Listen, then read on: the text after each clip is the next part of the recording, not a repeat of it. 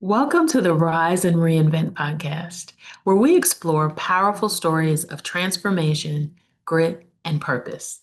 I'm your host, Nicole M. Jones, and today's guest is someone whose journey reminds us what it truly means to lead with service and with heart. Jim Dedman is a seasoned telecommunications professional, a Navy veteran, and a servant leader whose path to success has been anything but linear. From turning down an Ivy League scholarship to driving trucks in Florida's heat, enlisting in the military, and ultimately rising through the ranks of a rapidly changing tech industry. Jim has continuously reinvented himself while staying true to his values of service, family, and resilience. In today's episode, Jim shares how growing up in a household that cared for 25 foster babies, yep, 25, how that shaped his purpose, how he's led disaster recovery efforts through some of the nation's most devastating storms, and how he stayed grounded through every professional pivot. His story is one of impact, adaptability, and the quiet power of integrity. So settle in and get ready to be inspired by the remarkable journey of Jim Dedman.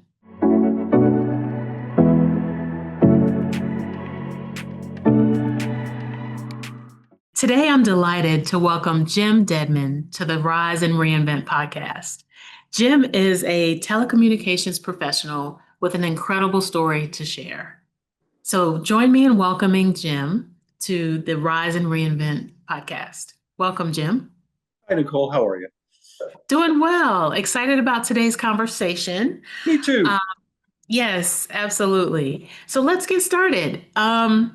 Briefly, tell us who you are, not just your career journey or your title, but the person behind the career. Okay. I like to be resourceful, I guess is the big thing. It helping people and figuring out resource to bring that help to people has been a big part of my career. Telecommunications was a vehicle, but it's using technology to make people's lives better has always been a major driving force in my life. I've coached kids for 35 years, and so helping people is always it's part of my family's legacy. We've always helped folks, so giving service to mankind is really been the driving force of everything that I've done in my life and continue to do, hopefully in the forever future, as it were. But yeah, that's me. I like the term resourceful. I like the term helpful and service. So that's me in a nutshell. Thank you. How did your upbringing influence the person you are today? Oh goodness. Well, two wonderful parents, Jim and Mary Dedman. Um, they had 25 foster babies when I was a young child growing up. That's part of the service that they gave. My dad's side has always been military. Dad, unfortunately, had some medical issues that made him unavailable for the military. So that was one of the areas that they chose was bringing foster babies love. Uh, they'll never know my parents, but they do have a significant portion of their infancy with people that loved them and cared for them and wanted for them when at the time they were given up, and that really touches my soul. Dad was involved with junior achievement in scouting, and my mother was a scout leader and the first librarian for Radcliffe, Kentucky. This is a bastion right next to Fort Knox. A lot of military families, but so that's where it started. It was them showing me that service is something that should be part of everybody's day. You'll never get reward. I mean, they got nothing. I mean, supposedly a stipend for expenses, but really, washing diapers and feeding babies was part of my upbringing, and learning to care for people who I've never met and will never see again. Mm-hmm. was a very important part of my life. And, I was able through sports to have successes early and things like that, where I learned about leadership and the application of that leadership through service is a very, very rewarding, very fulfilling thing. So those are the markers that made my life what it was and what it is today. Excellent. So this podcast is all about reinvention, right? And so Indeed.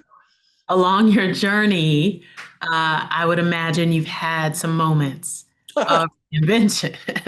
Can you tell us about a pivotal moment that sparked your reinvention and tell us about what changed Well, during? as a 19-year-old, 18, we'll say right at graduating school, I was offered a position, not a position, but a scholarship to Columbia in New York and Creighton University. But I decided that I needed to see what it was like to be in the real world first.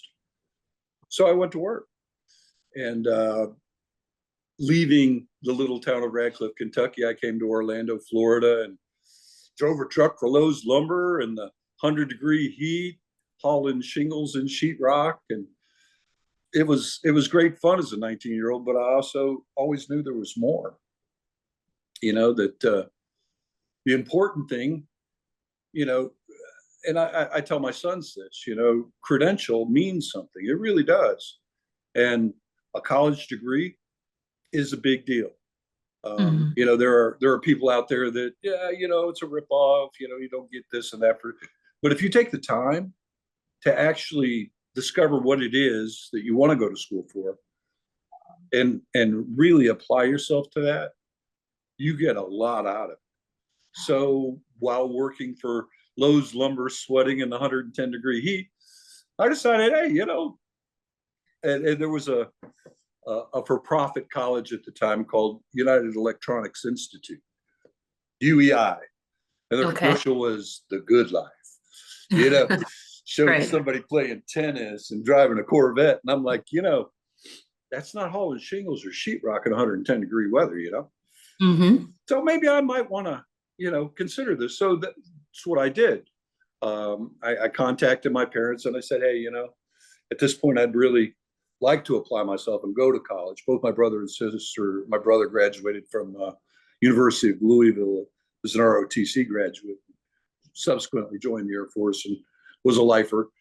And my sister went to University of Louisville as well. So it was like, okay, I want to come home. I'm going to need a base of operations. I'll work, pay my way, but, I want to go to college. So that's what I did. And in the process of being there in my old hometown with all my old friends and all this stuff, it became apparent that there was way too much partying and not enough learning. Mm-hmm. So that was another change point. It was like, you're going to go to jail if you stay here and you're not going to make much out of your life. So what is it that you could do that would, give you the discipline, give you an opportunity for education?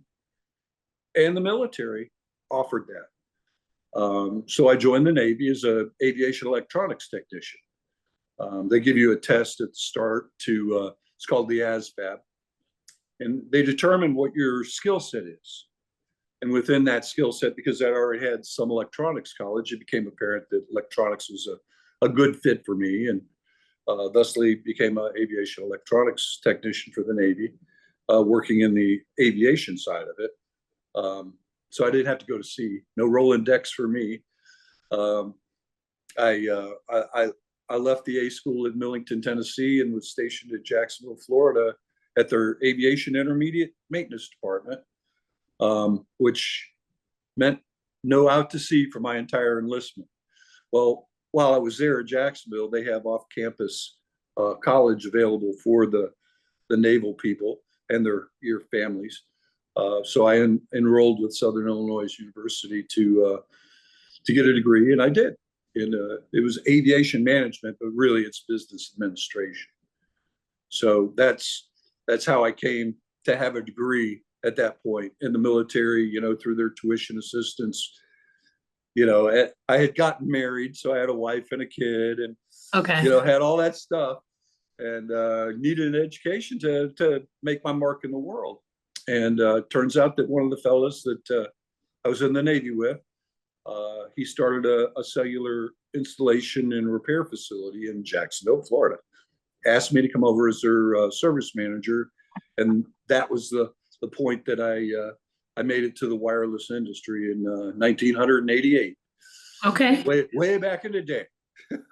Definitely a story of reinvention, right? Oh man, no kidding. From turning down that Columbia scholarship and driving truck and doing lumber to pivoting into the Navy, going back to school, and then ultimately, once you had a family in place, continue getting into the telecommunications industry. Yes, man. It was an interesting journey, I gotta say. And of Yes. course, the industry, in '88, it was the Wild West, I call it. They were the carriers at the time were Bell South Mobility and Cellular One, which was McCaw Communications, and it was Wild West. They were literally paying people to populate their network, which is a unique thing in business, where you're actually paying people to come sign up and join up, and they're giving them thousands of dollars worth of equipment and all kinds of stuff, just sign up, get that Mhm. 2-year contract, so we can get $200 a month out of you, and we'll love you. And so that's when the industry started, or, it was really when it became commercial. Okay. It started a couple of years earlier. Motorola in Chicago in the early 80s were the first cell phones came out. Commercially, 1988, 1989 were the years where it really began to take hold. Okay. So, as you said, tumultuous industry, you were new to the industry. Oh, How yeah. how do you work through fear or self-doubt in the midst of reinvention? Well, it really has to do with the stuff that makes you up. Who are you? Um, as I said, my family has always served, in service to the country. I lost 2 uncles to Vietnam. Um, all of my dad's relatives were military. My brother was a lifer, military person. Um, you stay focused. You have a task, and I've been the director of disaster recovery services for Maztec for about 14 years. And during that 14 years, we've restored countless markets from hurricane. And it's real easy to get rattled. But the ones that don't get rattled are the ones that get stuff done. And it's just the way it is. So keeping your eyes on your task, understanding that the sun's coming up tomorrow, no matter what. So Mhm. you have to be resourceful. You're going to have problems. You're going to have people doing the wrong thing. You're going to have bad things happen. Um, it's how you deal with those things, Mhm. and not letting that panic you. It's you feel it. Believe me. Some of the very first storm that I restored for Maztec was the tornadoes that hit Tuscaloosa, Huntsville, and Birmingham, Alabama in 2011. And it was horrendous. I mean, there were lots of dead people. Mhm. And, you know, when you're restoring a network after a disaster like that, you're the first people there. You see things that nobody sees. And it's it's a terrible thing, but at the same time, it's a beautiful thing because what you're doing has meaning. Mhm. It could be your mom that needs to make a phone call to let somebody know she needs help or that she's okay.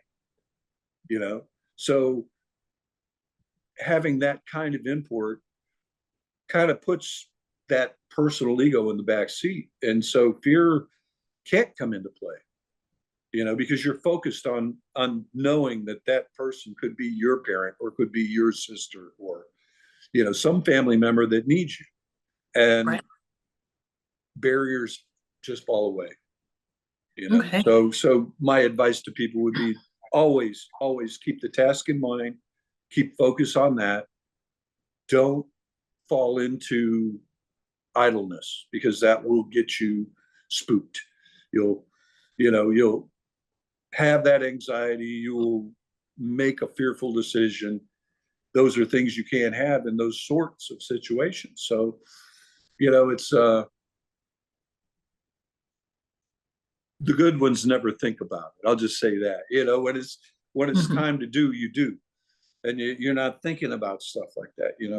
One of my uncles that I lost in Vietnam, he was on his second tour, and so he had vast experience in country in 1965, which is way before most folks knew Vietnam happened.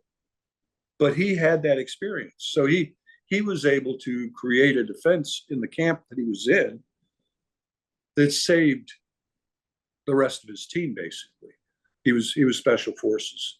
Um, it cost him his life, and he knew he was putting himself in the most precarious position. But he knew that he had the skill set to be in that position at the right time, and Right. whatever the situation dictated, he needed to do, and he did it. And he was a hero, and there were 2 medals of honor that came out of that battle, and it was quite the story. Actually, John Wayne made a movie called The Green Berets that was based on the attack at his base. So it was a interesting thing. But that, as I said, when you talk about panicking or situations of angst or things like that, it's taking the view away from yourself will save you in those instances. Whether Mhm. it's a belief in God, that's a very powerful thing. It'll take you above those situations, or a belief in your duty, your task, whatever that may be, to drive you beyond is that thing. But mostly, and I've found over the years, it's an inherent thing. It's what you're built with, and Yes. and some people have that taste in their mouth, and other people don't. But there doesn't mean they're not worthy or great. It just means that that's not their skill set. Excellent. Well, thank you for sharing that. Sure. On a lighter note, Okay. what is a personal achievement that you're most proud of? Oh, well, raising 2 fine sons. That's a personal achievement I'm terribly proud of. Uh, but on the personal, some of the things that I've done in the industry, I was able to. I was approached by marketing at Bell South Mobility back in the '90s, and they had an instance where they had battered women's shelters, and their problem was is these women couldn't leave the shelter because they had no protection. So they were battered women, and that was a problem. So marketing asked me what I could do. I designed, I took a cell phone and made it to where it could only dial 911. Mm. And so Bell South invested in a bunch of phones, and I made a bunch of phones that would only dial 911, and they gave them to all these women. And Bell South Mobility started a marketing campaign based on that, which was just awesome. I felt really good about that. So my participation in that, I think, was a highlight. All the stuff that I've done in disaster recovery is a seminal device, seminal moment in my career, because you're helping so many people, and it's such a positive thing to be able to take.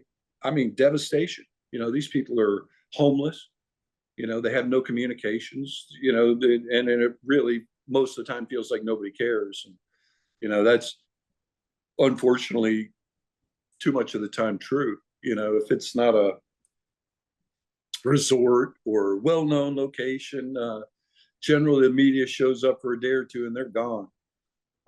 Just to give you an example, for Hurricane Michael, which was people don't know what a terrible storm that was.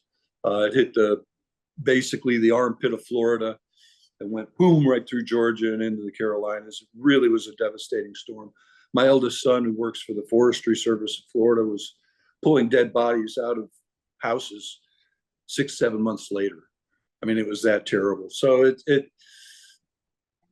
those events are very, very meaningful to me, because you're helping people, and that It's just a feeling you can't beat. Yes, absolutely. You are obviously a servant leader, someone who truly cares, and that's wonderful. That's a great thing to bring. Um, what is one unexpected lesson in your career journey, and what did it teach you? Oh, I had a director at Bell South Mobility put it to me this way as a leader. You can't be in the pool with your troops. And what he means by that is if you're a leader, you have to see the whole picture. You can't you can't personally involve yourself with each and every employee because it skews your perspective, your paradigm shifts. Um, there's not a human that's worked for me ever that wouldn't come back to work for me today, but it's not because they were coddled. It's because they were treated like human beings and sentient beings who could make their own decisions. Given the proper training, the proper guidance, they would make the right decision. And that really, his name was Bob Puyelli. Bob Puyelli. He was a scratch golfer too. But that advice really changed the way that I looked at leadership. I'm still a very personable person and really do love to get to know people that are associated with me in a, subordinate position, if you will. But it taught me about leadership. That leadership, in its, cliche way, is a lonely thing because you have to make decisions that some of these people that work for you might not like. Yeah. And you have to be able to live in your skin with that. And it also taught me a lot about patience. But patience is a huge thing. I think that way too many young people, particularly, haven't had. And believe me, it took me, 30, 40 years to get a good grip on what real patience is. You want to affect change. You want to make things happen. Well, guess what, baby? It ain't your time. It just isn't. Yeah. And so, that event with Mr. Puyelli, teaching me, don't get in the pool, was a real seminal event in my development as a leader and, subsequent success as a professional. Excellent. Thank you for sharing that. What daily or weekly habits help you to stay adaptable in a constantly changing work environment? Well, first and foremost, and I told both my sons this: keep a notebook, take notes, write stuff down. You wanna make it somewhere? Let your boss see you do that. You Mm. know, Yeah. participate. It's a big deal. So what do I do daily? It's that driving force in the morning. What is it that today brings? One of the first, Bell South Mobility is real big about cultural building and things like that. They're no longer Bell South; they're AT&T at this point, but they're really big about cultural development. And they would often give you books to read and things like that. Well, one of them was "Who Moved My Cheese." Oh, I love that book. Yes, ma'am. It's and what is the theme of that book? That right there, the delta sign. Change Mhm. is constant. You got to Yes. accept it. You're not fighting change because you're going to lose. It's like fighting Father Time. It don't happen. Mhm. Time wins. Well, change will win too because it's going to change. We're learning that in the wireless industry right now. We're going from an industry that was based on building towers and $500,000 big chunks of steel sitting out in a big field, and that And was, burying wires. oh yeah, yeah. Yeah. And it was, that was the state of our industry for the last generation. Yeah. And it's not that anymore. Now it's fiber because those towers equal risk. If you can't get the permit to put that tower there, you're screwed.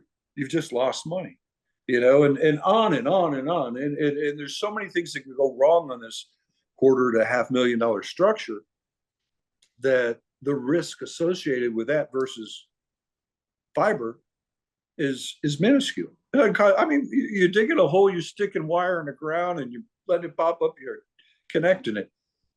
That's fiber, you know, versus putting a huge structure in the ground, all this stuff, you know. So that's how it's changing.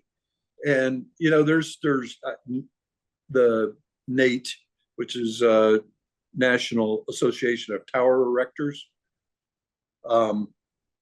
They're holding on for dear life. You know, they're like, oh, the tower industry's coming back, and I'm like, no, it's not. Unfortunately, you know, because what happened was Verizon made a concession that they're changing their price structure, which was very, we'll say, biased toward the carrier over the past, say, 10 years or so. You know, it was dwindling returns the whole time for great risk for the contractor. And they just recently, this year, agreed to increase their matrix pricing. And Nate was going crazy. Oh, we won. And I'm like, no, you didn't win, you know, because when those carriers make concessions, there's a reason. And it's not because they're nice people. You know, they're corporations made to make money. Yes, and if they're giving concessions, there's a reason behind it. You should look beyond that. And, you know, for my advice to the industry is to learn how to repurpose at least half your staff to work fiber, to work wireline, whatever iteration that is, or maybe even get into data center construction, because you're not going to have a whole lot of towers built anymore. It's just not going to happen. So, you know, you can have the best of the best doing it, but if you're not, I mean, if you're doing one a year, you're not getting rich, right? So, no, you're not. Yeah. So how do you personally do that?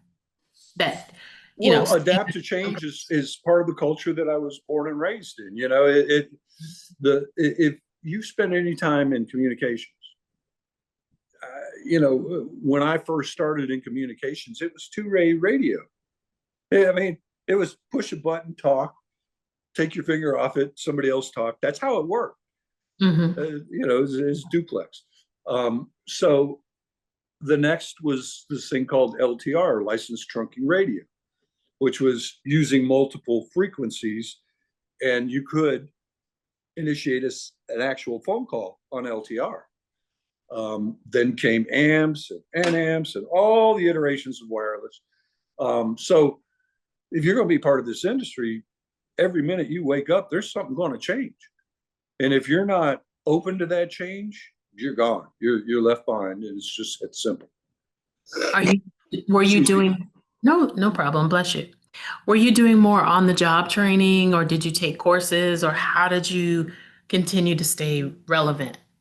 Well, you know, the Navy taught me all about electronics, you know, and radio. As you come into the industry, there are different training development things. You know, when I first got here, the manufacturers, Motorola, Oki Telecom, Novatel, you know, there's just several manufacturers that would give training so that you could actually learn how to work their product. We became a warranty center for Motorola, for about 14 different brands. I won't list them all because that'll just bore you. But, you know, so it's that training that they gave, coupled with knowledge. You know, I'm a FCC license holder. So, you know, there's a retained knowledge there. But every iteration, there's training that goes into it. When we went from amps to NAMPs to digital were two technologies. The interim standards were IS-54 and IS-136. Interim standard, blah, blah. And that's when phone calls went to digital. So they had to train each and every step. And then the carriers, a lot of people don't know this, but just about every 2 years, they swap out their equipment. It's either an upgrade, or mostly an upgrade, or a change of vendor. In my career, it went from a company called Alcatel, Motorola and Alcatel, to Ericsson, to Nokia, back to Ericsson, back to Nokia, blah, blah, blah, blah. So each and every one of those iterations, there's training associated that you have to get to be able to operate, maintain that equipment. So throughout the entire career, there's been, oh my gosh, I couldn't even tell you how many classes I've been to. Okay. A lot of training classes, staying current. Okay. Yes. Wonderful. And you also need to stay current on technology. And what I mean by that, excuse me, is you have to talk to machine to get it to work, right? So that's called man-machine language. You have to adapt to each and every, I mean, just all kinds of methodology to make those machines work. And as technology developed, you had to become proficient at the new and different iterations each and every time. It's like now, AI is a huge part of everything that everybody does in telecom. And there's a reason for that. You know, you're taking hours of actual labor away from people who are making an impact. And you know, in business, expense is the key. You know, beating expense is what you want to do. So if you've got an innovation that drives expense reduction, you're going there. You know, one of the interesting things that Mastech has gone through in the 14 years that I worked for them, they have constantly looked for a software platform in which that they could keep all their projects and utilize that data to make bids, to, you know, adjust their business model, things like that. And they're a construction company. So, you know, every sales guy in the world is showing up, hey, I got this software, it'll work, you know? Yeah. And so it's the next shiny object. And it is literally cost Mastech, it would be realistic to say more than tens of millions of dollars to be able to get a machine, and they still don't have it. They're working on it. A little more dedicated these days than they were in the past, but you know, staying up with the technology is a big deal. You know, there's a thing called SaaS, software as a service. It's what Uber does. Yeah. Okay. Now, that technology is revolutionary. If you think about it, it truly is. And it's very applicable to many different industries. But there's a reticence because all these people shining up with their shiny objects and costing them tens of millions of dollars, they're afraid to make that kind of a move. It's too risky. You know, they got lawyers, for goodness sakes, you know?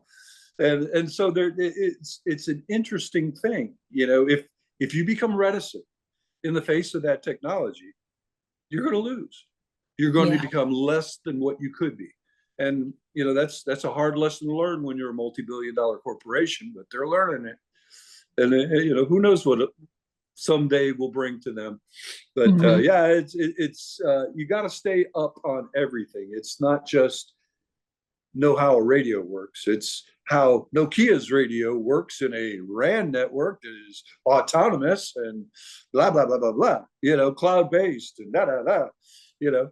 I mean, back in my day, originally, you know, a switch was a huge building that had machines that did stuff and connected to the phone network, and there were wires and stuff everywhere. Now, a switch is a box. It's a media gateway. You plug in all this fiber and it's out to the world.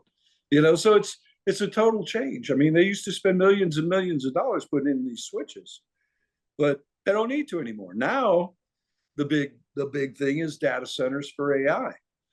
You know, it's there. I mean, we are here. They are building data centers right now all over the country, and they need brilliant people because, you know, there's a lot that goes into a data center. So, you know, that and fiber right now are where the communications industry is going. Yeah. So being a continuous learner, going through training, maybe collaborating with others even. Oh, no doubt. Absolutely. You know, and you do that as a matter of course. You meet people Gosh, I've met scientists, engineers. I know I knew him when he was a intern in Jacksonville, but the chief operating officer at AT&T. I know him. You know, Mm-hmm. I just you run into these people in a career. And so I've met some of the most unbelievable folks, Ericsson engineers that from Ireland that hung out with you too. I mean, it was just their thing. Yeah. And then And you it's ask the right questions and you yeah, from their journey. Yep. absolutely, and you learn so much. Mm-hmm.